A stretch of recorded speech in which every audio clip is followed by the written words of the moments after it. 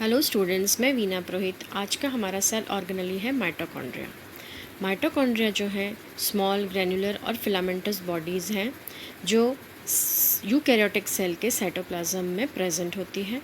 इन्हें हम power house of the cell भी कहते हैं। माइटोकॉन्ड्रिया जो है डबल मेम्ब्रेनस बॉडी है जिसके अंदर आउटर मेम्ब्रेन और इनर मेम्ब्रेन दोनों मिलता है। माइटोकॉन्ड्रिया दो शब्दों से मिलकर बना है। माइटो माने थ्रेड, कॉन्ड्रियन माने ग्रैन्यूल लाइक। ये सभी यूकैरियोटिक सेल्स में मिलते हैं और ये इनके अंदर एनर्जी रिलीज़ होती है एरोबिक रेस्पिरेशन के कारण, जिससे कारण इन्हें power house of the cell भी कहते हैं।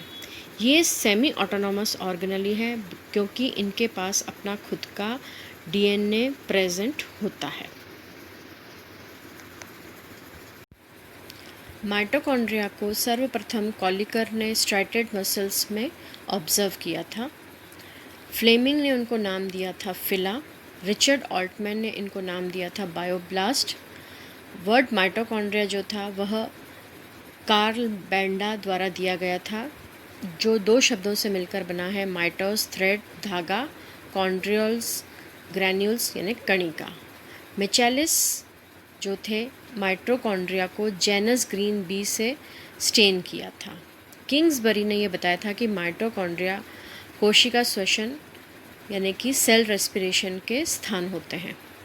पैलेडे ने इलेक्ट्रॉन माइक्रोस्कोप की सहायता से माइटोकॉन्ड्रिया की संरचना का विस्तृत अध्ययन या स्टडी किया था।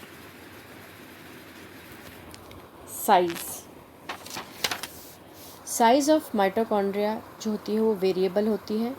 इनकी जो लेंथ होती है वो होती है 0.05 से 1 म्यू इन डायमीटर और इनकी लेंथ होती है 1 to 10 mu long. Prokaryotic cells में माइटोकॉन्ड्रिया एब्सेंट होते हैं, लेकिन कुछ बैक्टीरिया में माइटोकॉन्ड्रिया जैसी रचनाएं पाई जाती हैं जिनको कैलेनबर्ग और यूबर ने स्टडी किया था और उनको कॉन्ड्रॉइड नाम दिया था। पहले माइटोकॉन्ड्रिया केवल एनिमल सेल्स में ही देखा गया, लेकिन प्लांट सेल्स में सबसे पहले मीव्स ने माइटोकॉन्ड्रिया को स्टडी किया था। नंबर, प्लांट सेल में माइटोकॉन्ड्रिया का जो नंबर है वह वेरिएबल या परिवर्तनशील होता है, लेकिन एक स्पेसिफिक सेल में इनका नंबर निश्चित होता है। मेटाबॉलिक रूप से जो एक्टिव होती हैं सेल्स, उनमें माइटोकॉन्ड्रिया का नंबर काफ़ी ज़्यादा होता है, जबकि प्रौढ़ या मैच्योर सेल्स में इनका नंबर कम होता है। प्लांट्स की मेरिस्टेमेटिक टिश्यूज़ में माइटोकॉन्ड्रिया का नंबर सबसे ज़्यादा होता है, जो 3000 तक पाया जाता है। चेयर्स नाम के प्रोटोजोआ में 5 लाख तक माइटोकॉन्ड्रिया होते हैं। आकार, generally mitochondria cylindrical bean shaped होते हैं। फाइब्रोप्लास्ट में ये इलोंगेटेड और थ्रेड लाइक होते हैं।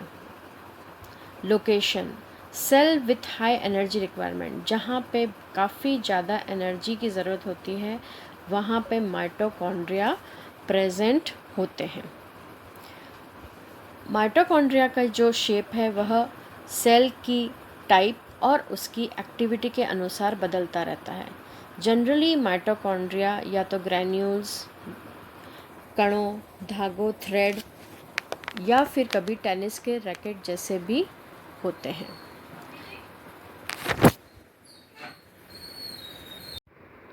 स्ट्रक्चर ऑफ माइटोकॉन्ड्रिया, माइटोकॉन्ड्रिया की संरचना जो है वो निम्नलिखित पार्ट्स या भागों से बनी हुई होती है। Outer membrane, inner membrane, inter membrane space, cristae, matrix. Diagram से आपको दिख रहा है कि माइटोकॉन्ड्रिया जो हमने पहले कहा था कि डबल मेम्ब्रेनस स्ट्रक्चर है, इसमें दो मेम्ब्रेन होते हैं, आउटर मेम्ब्रेन, इनर मेम्ब्रेन। दोनों मेम्ब्रेन्स के बीच की जो स्पेस है उसको हम कहते हैं इंटर मेम्ब्रेनस स्पेस या पेरीमाइटोकॉन्ड्रियल स्पेस। माइटोकॉन्ड्रिया का जो पूरा स्ट्रक्चर है वह स्फेरिकल है या सिलेंड्रिकल है, जो कि एक जेल लाइक सब्सटेंस से भरा होता है जिसको हम कहते हैं मैट्रिक्स। इनर मेम्ब्रेन जो है कुछ फोल्ड्स के रूप में प्रेजेंट होता है, उन फोल्ड्स को हम कहते हैं क्रिस्टी। इन क्रिस्टी के अंदर कुछ स्टॉक्ड पार्टिकल्स होते हैं जिनको हम कहते हैं F1 पार्टिकल्स। डीएनए के अंदर आपको कुछ पर्पल कलर के स्ट्रक्चर्स दिख रहे हैं जो हैं डीएनए। ये डीएनए प्रेजेंट होने के कारण ही माइटोकॉन्ड्रिया को हम सेमी ऑटोनोमस ऑर्गेनेली कहते हैं। एक एक स्ट्रक्चर को हम पढ़ेंगे। सबसे पहले आउटर मेम्ब्रेन। आउटर और इनर मेम्ब्रेन जो है वह 60 to 75 एंगस्ट्रॉन का थिक होता है। आउटर मेम्ब्रेन जो होता है वो स्मूथ होता है। यह बहुत से मेटाबोलाइट्स के लिए परमिएबल होता है और पूरा का पूरा माइटोकॉन्ड्रिया इसके अंदर एनक्लोज होता है। इनके अंदर कुछ प्रोटीन्स प्रेजेंट होते हैं जिनको हम कहते हैं पोरीन्स। ये जो पोरीन्स हैं यह फ्री पैसेज होते हैं ताकि जो भी मॉलिक्यूल्स हैं वह माइटोकॉन्ड्रिया के इंटरमेम्ब्रेनस स्पेस के अंदर एंटर कर सकें। कुछ एंजाइम्स भी प्रेजेंट होते हैं जो लिपिड का सिंथेसिस करते हैं। आउटर मेम्ब्रेन जो रहता है वह इनर मेम्ब्रेन के कंपैरिजन में प्रोटीन्स में पुअर होता है। इनर मेम्ब्रेन इनर मेम्ब्रेन जो है यह कुछ ही मेटाबोलाइट्स के लिए परमेबल होती है, जैसे oxygen, carbon dioxide, water. Inner membrane जो है वह इम्परमिएबल होती है मैनी सॉल्यूड्स के लिए, क्योंकि इनके अंदर एक फोस्फोलिपिड प्रेजेंट होता है जिसको कहते हैं कार्डियोलिपिन। इनर मेम्ब्रेन जो है वह फोल्ड्स के रूप में प्रेजेंट हो जाती है और इन फोल्ड्स को हम कहते हैं क्रिस्टी। क्रिस्टी जो रहती है वह इनर मेम्ब्रेन के एरिया को इंक्रीज करती है। मेम्ब्रेन के दो फेसेस होते हैं। मैट्रिक्स साइड वाले को कहते हैं एन साइड और साइटोसोलिक साइड को हम कहते हैं पी साइड। आउटर और इनर मेम्ब्रेन के बीच में एक स्पेस प्रेजेंट होती है या उसे हम कहते हैं पेरी माइटोकॉन्ड्रियल स्पेस। इसके अंदर प्रोटॉन का कॉन्सेंट्रेशन बहुत ज़्यादा होता है, इसमें प्रोटीन्स प्रेजेंट होते हैं और यह एटीपी सिंथेसिस में मदद करती है।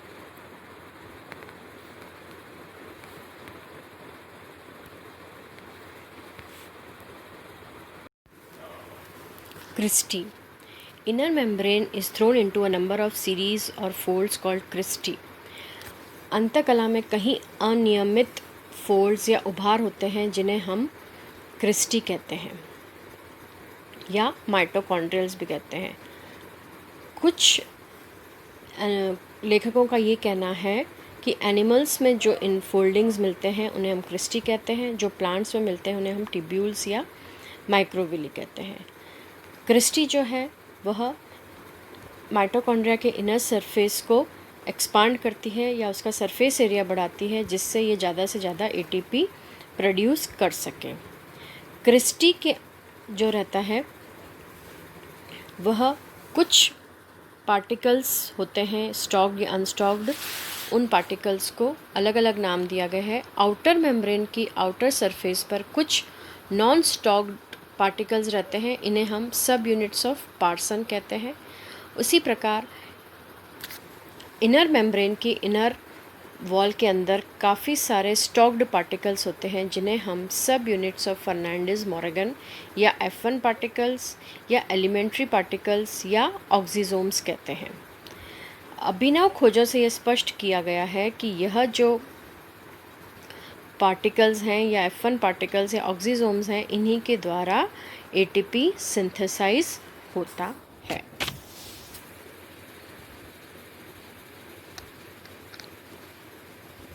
मैट्रिक्स या पिठिका। माइटोकॉन्ड्रिया के इनर स्पेस के अंदर कुछ जेल लाइक या फ्लूइड लाइक मटेरियल होता है जिन्हें हम कहते हैं पिठिका या मैट्रिक्स। इसके अंदर एंजाइम्स, कोएंजाइम्स जैसे NAD, NADP, ADP, ATP, कुछ careers, ribosomes, RNA polymerase, DNA तथा DNA पॉलीमरेज पाए जाते हैं। इसके अलावा यह डेंस होता है, होमोजेनस एक समान होता है। इसके अंदर जो मेजर एंजाइम्स होते हैं वह भी इन्हीं के अंदर प्रेजेंस होते हैं, जो कि न्यूक्लिक एसिड और प्रोटीन का सिंथेसिस करते हैं। फैटी एसिड ऑक्सीडेशन जिसको हम TCA साइकिल कहते हैं, वह भी सारे एंजाइम्स इसी के अंदर प्रेजेंट होते हैं। इनर मेम्ब्रेन के फोल्ड्स क्रिस्टी के अंदर कुछ पार्टिकल्स होते हैं जिन्हें हम कहते हैं एलिमेंट्री पार्टिकल्स या ऑक्सीजोम्स या फर्नांडिस मॉर्गन पार्टिकल्स। इनका डायमीटर 85 एंगस्ट्रॉन होता है और ये एक दूसरे से 100 एंगस्ट्रॉन की दूरी पर स्थित होते हैं। माइटोकॉन्ड्रिया में इन कणों की संख्या 10⁴ से 10⁵ तक होती है। प्रत्येक एलिमेंट्री पार्टिकल 3 भागों से या 3 पार्ट से बना हुआ होता है। सबसे नीचे एक हेक्सागोनल या षटकोणीय पट्टिका होती है जिसे हम कहते हैं बेसल प्लेट। उसके ऊपर स्टॉक या व्रंत होता है और उसके सबसे ऊपर एक गोलाकार हेड या नॉब होता है। प्रारंभिक कण श्वसन श्रृंखला में ऑक्सीडेटिव फॉस्फोराइलेशन, यह जो एलिमेंट्री पार्टिकल्स हैं यह ऑक्सीडेटिव फॉस्फोराइलेशन या एटीपी का सिंथेसिस करते हैं। इस प्रोसेस को कैरी आउट करने के लिए F1 पार्टिकल्स में 4 इलेक्ट्रॉन ट्रांसफ़र कॉम्प्लेक्सेस होते हैं जिन्हें हम फर्स्ट, सेकेंड, थर्ड या फोर्थ कॉम्प्लेक्सेस कहते हैं। इन कॉम्प्लेक्सेस का जो स्ट्रक्चर है वह एंजाइम्स, कोएंजाइम्स और कैरियर पार्टिकल से बना हुआ होता है। 4 तरह के कॉम्प्लेक्सेस हैं। कॉम्प्लेक्स 1 जिसके अंदर होता है NADH डिहाइड्रोजिनेस, कॉम्प्लेक्स 2 जिसके अंदर होता है succinate coenzyme Q reductase, complex 3 में साइटो C रिडक्टेस, कॉम्प्लेक्स 4 में cytochrome oxidase.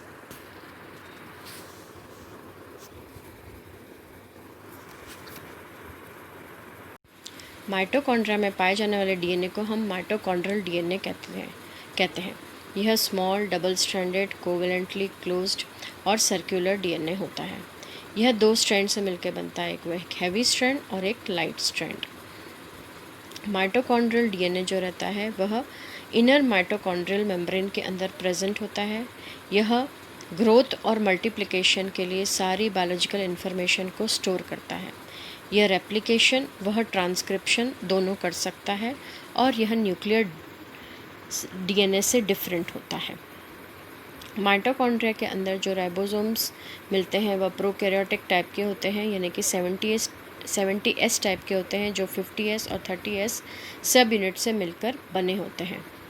Mitochondrial DNA, RNA और राइबोसोम्स की प्रेजेंट होने के कारण माइटोकॉन्ड्रिया भी क्लोरोप्लास्ट की तरह एक ऑटोनॉमस ऑर्गन है और इसके अंदर रेस्पिरेशन के लिए सारे प्रोटीन सिंथेसाइज हो सकते हैं।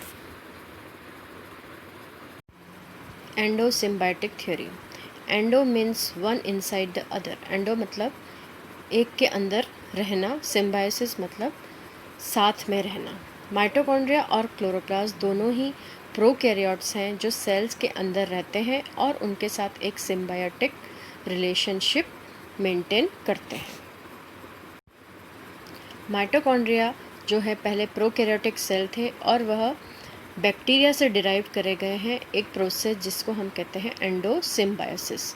माइटोकॉन्ड्रिया आज से 2 बिलियन ईयर्स अगो पहले अराइज हुए थे और जिसमें बैक्टीरिया जो था एक सेल के साथ फ्यूज़ हो गया था और वो सिम्बायोटिक रिलेशनशिप बनाया था उन्होंने प्रीमिटिव यूकैरियोटिक सेल के साथ। जो सबसे क्लोज रिलेटिव है बैक्टीरिया का जिसने माइटोकॉन्ड्रिया को बनाया था वह था rickettsia.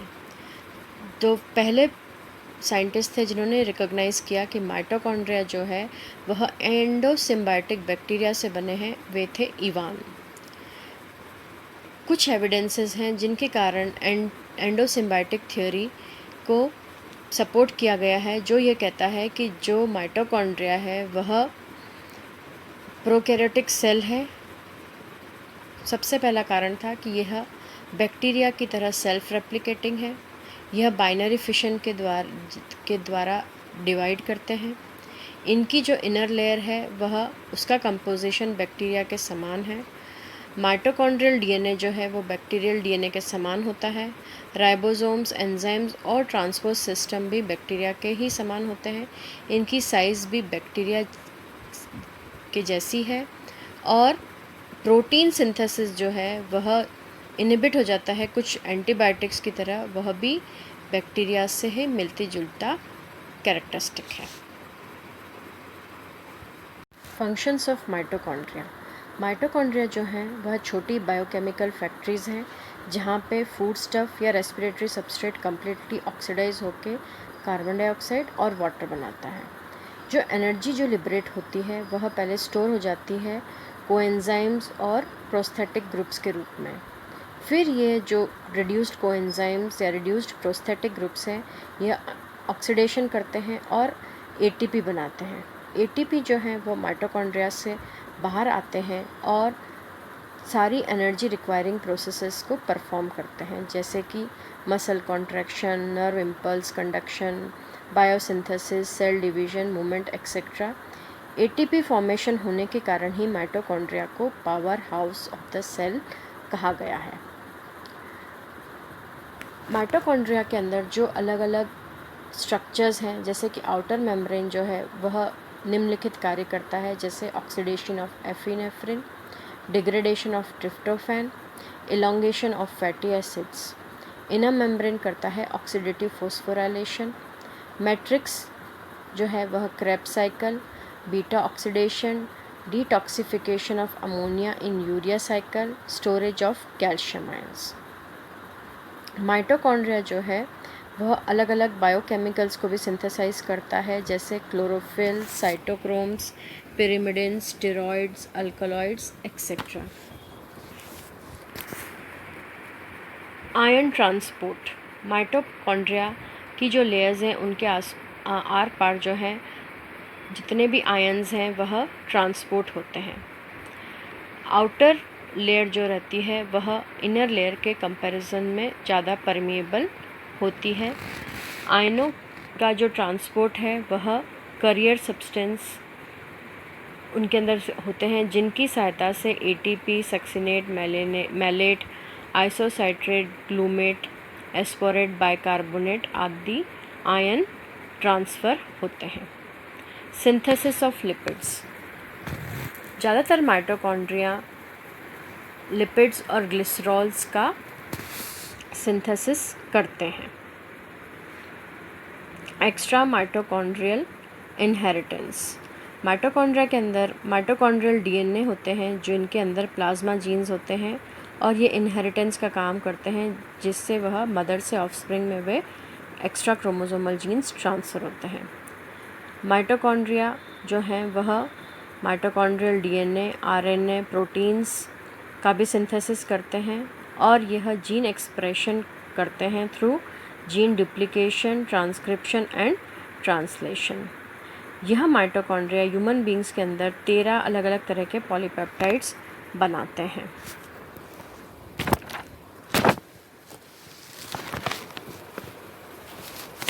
Synthesis of many amino acids occur in mitochondria.